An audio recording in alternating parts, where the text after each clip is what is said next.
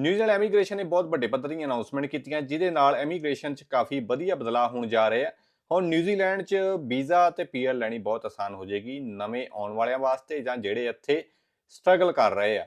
ਖਾਸ ਕਰਕੇ ਟ੍ਰੇਡ ਦੇ ਟੈਕਨੀਸ਼ੀਅਨ ਜਿਹੜੀ ਇੱਕ ਨਵਾਂ ਪਾਥਵੇ ਲਾਂਚ ਕੀਤਾ ਵਾ ਤੇ ਨਾਲ ਆਪਾਂ ਸਕਿੱਲ ਮਾਈਗ੍ਰੈਂਟ ਕੈਟਾਗਰੀ ਦੀ ਵੀ ਗੱਲ ਕਰਾਂਗੇ ਜਿਸ 'ਚ ਬਹੁਤ ਸਾਰੀਆਂ ਚੇਂਜਸ ਹੋਈਆਂ ਤੇ ਇੱਕ ਨਵਾਂ ਜਿਹੜਾ ਓਪਨ ਵਰਕ ਵੀਜ਼ਾ ਵਾਲਿਆਂ ਨੂੰ ਕਾਫੀ ਹੱਦ ਤੱਕ ਜਿਹੜੀ ਛੋਟ ਦੇਤੀ ਹੈ ਜਿਹਦੇ ਨਾਲ ਉਹ ਸਿੱਧੀ ਰੈਜ਼ੀਡੈਂਸੀ ਵੀ ਅਪਲਾਈ ਕਰ ਸਕਦੇ ਆ। ਸੋ ਆਪਾਂ ਸਾਰੀ ਗੱਲਬਾਤ ਤੁਹਾਡੇ ਅੱਗੇ ਰੱਖਾਂਗੇ, ਸੋ ਵੀਡੀਓ ਨੂੰ ਧਿਆਨ ਨਾਲ ਦੇਖਿਓ। ਸੋ ਪਹਿਲਾਂ ਆਪਾਂ ਗੱਲ ਕਰਦੇ ਹਾਂ ਸਕਿੱਲ ਮਾਈਗ੍ਰੈਂਟ ਕੈਟਾਗਰੀ ਬਾਰੇ ਜਿਹਨੂੰ ਐਸਐਮਸੀ ਵੀ ਕਹਿ ਦਿੰਦੇ ਆ। ਸਕਿੱਲ ਮਾਈਗ੍ਰੈਂਟ ਕੈਟਾਗਰੀ 'ਚ ਹੁਣ ਤੁਸੀਂ ਕਾਫੀ ਬਦਲਾਅ ਦੇਖਣ ਨੂੰ ਮਿਲੂਗੇ।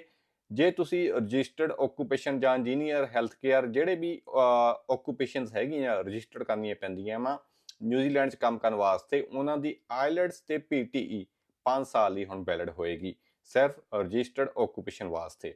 ਤੇ ਇੱਕ ਦੋ ਨਵੀਆਂ ਜਿਹੜੀਆਂ ਲਿਸਟ ਬਣਾਤੀਆਂ, ਗ੍ਰੀਨ ਲਿਸਟ ਆਲਰੇਡੀ ਪਹਿਲਾਂ ਸੀਗੀ, ਉਹਦੇ ਨਾਲ ਅੰਬਰ ਲਿਸਟ ਤੇ ਰੈੱਡ ਲਿਸਟ ਬਣਾਤੀ ਹੈ। ਹੋਰ ਰੈੱਡ ਲਿਸਟ ਦਾ ਮਤਲਬ ਇਹ ਨਹੀਂ ਕਿ ਤੁਸੀਂ ਇਸ ਪੀਆਰ ਵਾਸਤੇ ਵਾਂਝੇ ਹੋ ਜਾਓਗੇ ਜਾਂ ਤੁਸੀਂ ਬਈ ਇੱਥੇ ਅਪਲਾਈ ਨਹੀਂ ਕਰ ਸਕਦੇ। ਰੈੱਡ ਲਿਸਟ ਵਾਸਤੇ ਥੋੜੇ ਸਟ੍ਰਿਕਟ ਰੂਲ ਆ ਗਏ ਆ। ਕਟਿੰਗ ਵਾਲੇ ਸੀਗੇ, beautician, retail manager, store manager ਤੇ ਉਹਦੇ ਨਾਲ ਹੌਸਪਿਟੈਲਿਟੀ ਦੀਆਂ ਕੁਝ ਜੌਬ ਸੀਗੀਆਂ ਜਿਹੜੇ ਰੈਸਟੋਰੈਂਟ ਮੈਨੇਜਰ ਵਗੈਰਾ, ਉਹ ਹੁਣ ਰੈੱਡ ਲਿਸਟ 'ਚ ਆ ਗਏ ਆ।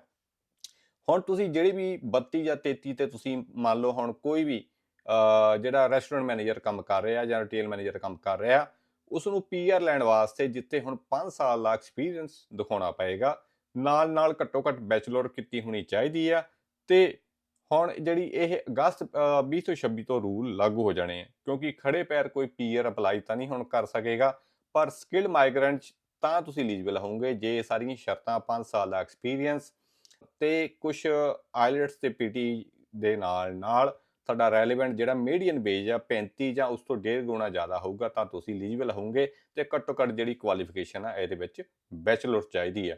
ਬਾਕੀ ਜਿਹੜੇ ਨੇ ਵੀ ਨਵੇਂ ਜਿਹੜੇ ਐਗਰੀਗੇਟਡ ਵੀਜ਼ੇ ਤੇ ਆਉਣਗੇ ਉਹ ਸਾਰਿਆਂ ਨੂੰ $35 ਦੇ ਹਿਸਾਬ ਨਾਲ ਜਿਹੜੀ ਪੇ ਰੇਟ ਅੰਪਲਾਇਰ ਨੂੰ ਵੱਲੋਂ ਦਿੱਤਾ ਜਾਏਗਾ। ਇਹ ਤਾਂ ਕੀਤਾ ਕਿ ਇੱਕ ਵੱਧਦੀ ਹੋਈ ਮਹਿੰਗਾਈ ਆ, ਨਿਊਜ਼ੀਲੈਂਡ ਸਰਵਾਈਵ ਕਰਨਾ ਔਖਾ ਵਾ। ਦੂਜਾ ਤਾਂ ਕਿ ਨਿਊਜ਼ੀਲੈਂਡ ਉਹੀ ਜਿਹੜੇ ਆ ਮਾਈਗ੍ਰੈਂਟਸ ਹੋਣ ਜਿਹੜੇ ਸਹੀ ਮਾਇਨੇ 'ਚ ਬਿਜ਼ਨਸ ਵਾਲਿਆਂ ਨੂੰ ਲੋੜ ਆ ਲਿਆਉਣ, ਜੇ ਇੱਥੇ ਲੋਕੈਲਿਟੀ 'ਚ ਨਿਊਜ਼ੀਲੈਂਡ ਕਿਤੇ ਕੋਈ ਲੋਕਲ ਬੰਦਾ ਨਹੀਂ ਮਿਲਦਾ।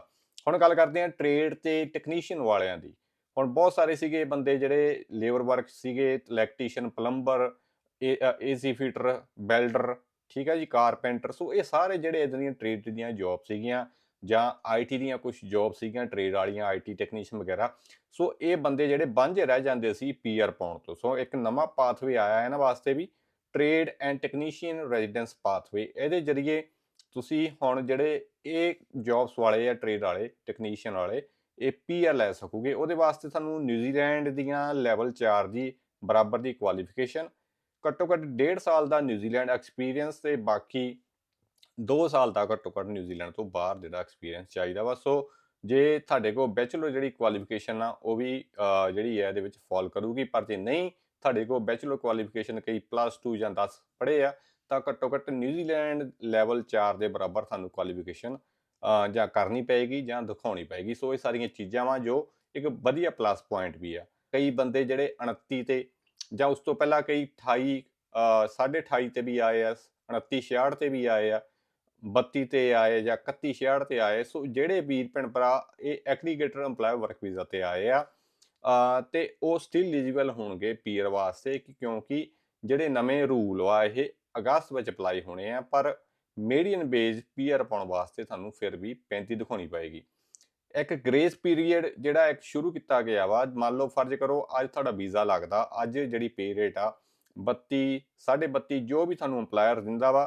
ਤੇ ਪਹਿਲਾਂ ਕੀ ਸੀ, ਸਰਕਾਰ ਨੇ ਕਿਹਾ ਕਿ ਮੀਡੀਅਨ ਵੇਜ ਜੇ ਫੋਰ ਐਗਜ਼ਾਮਪਲ 30 ਪਲੱਸ ਹੋਊਗੇ ਤਾਂ ਤੁਹਾਡਾ ਸਕਿੱਲ ਜਿਹੜਾ ਵਾ ਐਕਸਪੀਰੀਅੰਸ ਕਾਊਂਟ ਹੋਊਗਾ।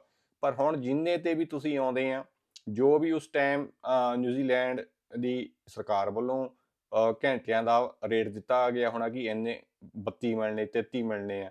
ਹੁਣ ਤਾਂ ਉਹਨਾਂ ਨੇ ਚਲੋ 35 ਕਰਤਾ, ਮੰਨ ਲਓ 35 ਮਿਲਣੇ ਆ। ਤੇ ਜੇ ਤੁਹਾਡਾ ਵੀਜ਼ਾ ਲੱਗਣ ਤੋਂ ਬਾਅਦ ਤੁਸੀਂ ਨਿਊਜ਼ੀਲੈਂਡ ਆਉਂਦੇ ਆ ਕੇ ਉਹ 35 ਤੋਂ ਟੱਪ ਜਾਂਦਾ ਜਾਂ ਜੋ ਵੀ ਆ, ਉਹ ਤੁਹਾਡਾ ਸਟਿਲ ਤੁਸੀਂ ਜਿਹੜੀ ਵੀ ਘੱਟ ਪੇ ਰੇਟ ਤੇ ਸਟਾਰਟ ਕਰੋਗੇ ਉਦੋਂ ਤੋਂ ਤੁਹਾਡਾ ਐਕਸਪੀਰੀਅੰਸ ਕਾਊਂਟ ਹੋਊਗਾ, ਜੋ ਕਿ ਪਹਿਲਾਂ ਨਹੀਂ ਹੁੰਦਾ ਸੀ। ਸੋ ਕਾਫੀ ਜਿਹੜੀਆਂ ਇਹ ਚੇਂਜਿਸ ਵਾ ਇਹ ਹੋਈਆਂ ਵਾ, ਪਰ ਕੁਝ ਚੀਜ਼ਾਂ ਕਾਫੀ ਗੁੰਝਲਦਾਰ ਆ, ਉਹ ਕਲੀਅਰ ਨਹੀਂ ਹੈਗੀਆਂ ਕਿ ਜੇ ਕਿਸੇ ਹੁਣ ਐਲੀਜੀਬਲ ਹੋ ਰਹੇ ਆ ਤਾਂ ਉਹਨੂੰ ਹੋਰ ਜਿਹੜੇ 3 ਸਾਲ ਐਕਸਪੀਰੀਅੰਸ ਜਿਹੜਾ ਦਿਖਾਉਣਾ ਪਊਗਾ।